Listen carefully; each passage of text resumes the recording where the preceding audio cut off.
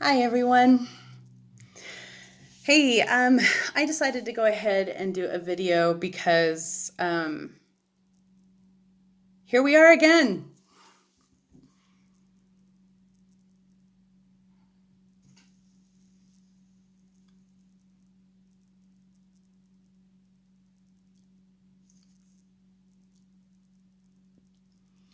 These tears are a combination of disappointment, anger, and just heartbreak. I have tried so hard this year to have this positive attitude about everything that's thrown my way. And a lot's been thrown my way. I don't think I'm unique to anybody else out there. 2020 has definitely given us a lot of challenges. I'm really grateful. I just had a conversation with Tyler, who is Dr. Edwards' physician assistant. He's really good. Anyway, yeah, he sat with me and we talked about the MRI results now that he's had a chance to look at them and talk with Dr. Edwards. Surgery is in my future, you guys.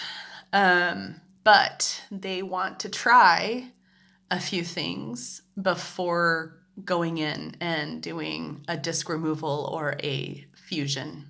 That's why I'm scared, because it's a bigger surgery. It's definitely very invasive. They have to go through my stomach to take out the disc. And fusing my spine doesn't sound very fun either, but here's why. Because I don't just have one tear, I have three.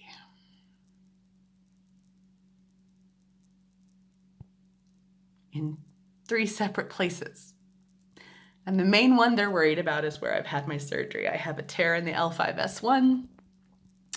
It's starting to bulge a little bit.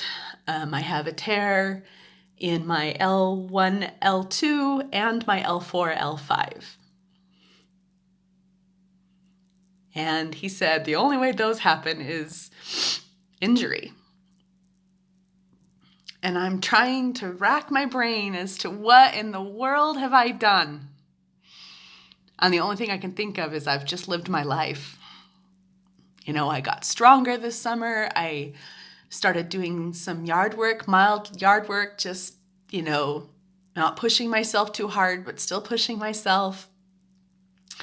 And the only thing I can think of is that about a month ago, about 3 weeks ago, I was working on a part of our yard that had some dirt. And so I was taking a little bit at a time, shoveling it and putting it into the garbage can, because it was just a mix of dead grass and rocks. And I was just trying to clear it off.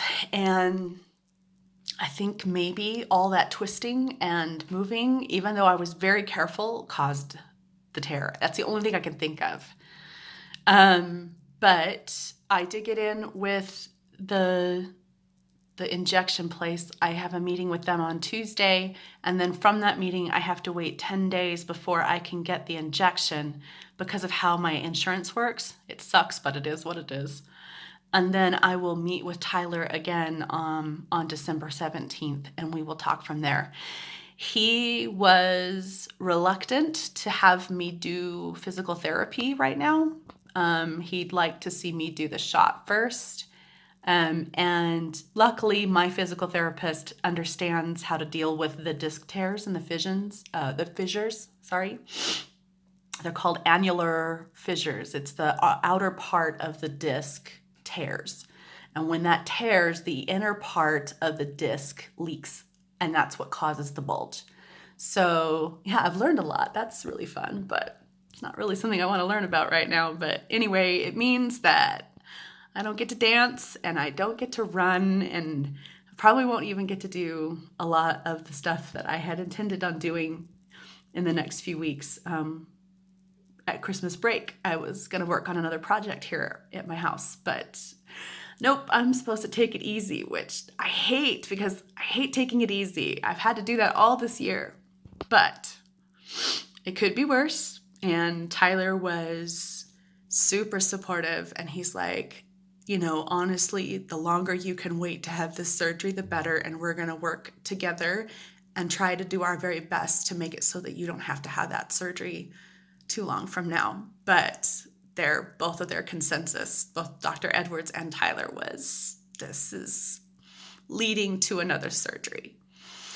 So, yeah, not easy to hear that news on top of everything else I'm dealing with. I haven't elaborated to all of you what I've been dealing with these last few months, but it's been really hard. Just going through a lot of that grieving process, you know, and there's certain circumstances I have no control over. That's not unique to me, right? A lot of us are having some pretty insane stuff happening to our lives. But I am so grateful that I have good doctors. I'm grateful that I don't have to search for doctors to take me seriously, and I'm grateful I don't have to guess anymore, you know? Like, that's the positive out of all of this, is that I'm working with the neurosurgeon and I'm working with the best in the area. And I am so lucky that, number one, I got in so fast. Like, literally, they were 2 weeks booked out, but they had a cancellation that happened just a few minutes before they received the order. So I feel incredibly blessed and incredibly lucky to have the kind of physicians and assistants and front desk people that know me, because I've been dealing with this for a couple of years now, for 3 now. And I'm grateful that I've had this year of no pain. Wow. So grateful. I'm more grateful for it now than I was a few weeks ago.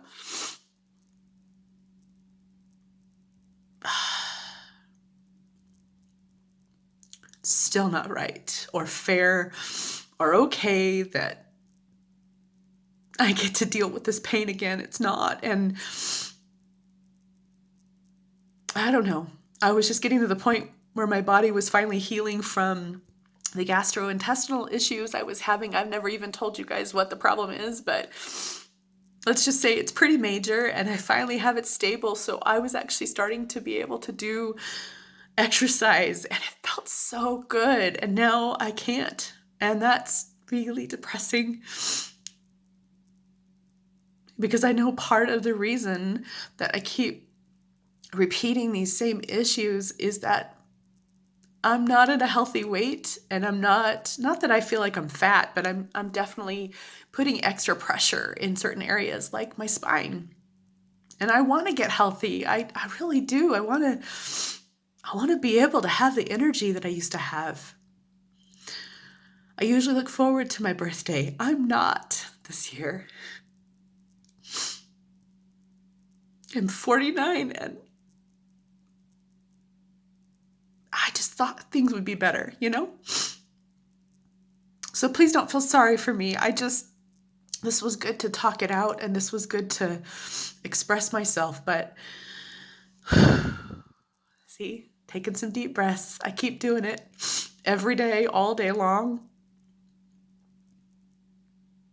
Thank you so much, all of you, there's so many of you that have just come to my aid, and even if it's just checking in on me, or saying you're praying for me, or sending good energy, or you bring me dinner, or you send me little things that just make me think that I am remembered and I'm not alone in this, has just been truly balm to my own Gilead. It is not easy to fight back the depression and the anxiety of this new situation. It is not easy. I am losing focus with school. I was supposed to work on a whole bunch today, and I cannot get myself to do it. Anyway, I'm not going to give up, you guys. I won't do that. Don't worry. Don't worry about that. But most likely, this coming May, I'll be looking at pretty intense surgery if this doesn't heal. Fissures can heal. The fact that we don't have a lot of bulging out into the foraminal, the opening inside the spine, the fact that we don't have that right now, the fact that we've caught it this quickly is a good indicator that we could heal this if we're careful. And so I'm going to be careful. Heck yeah, I am. Oh my goodness. So careful. Probably more careful than I need to be. But yeah. Still sucks a lot.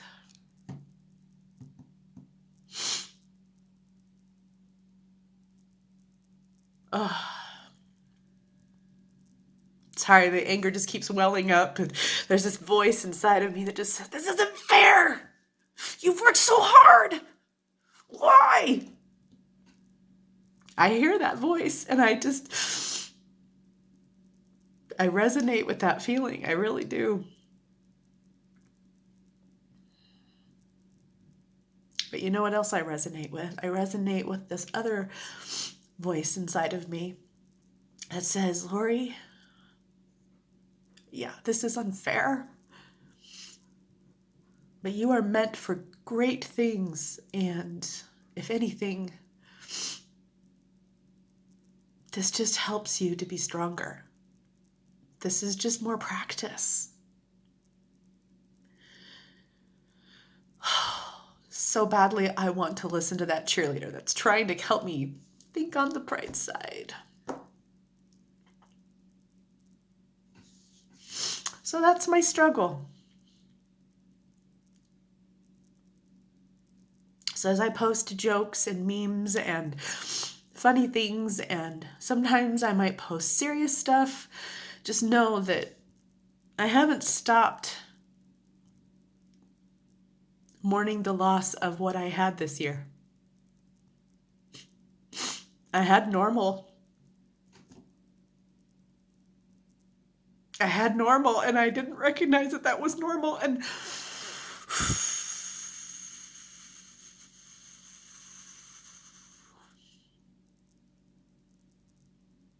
wish I could have it back.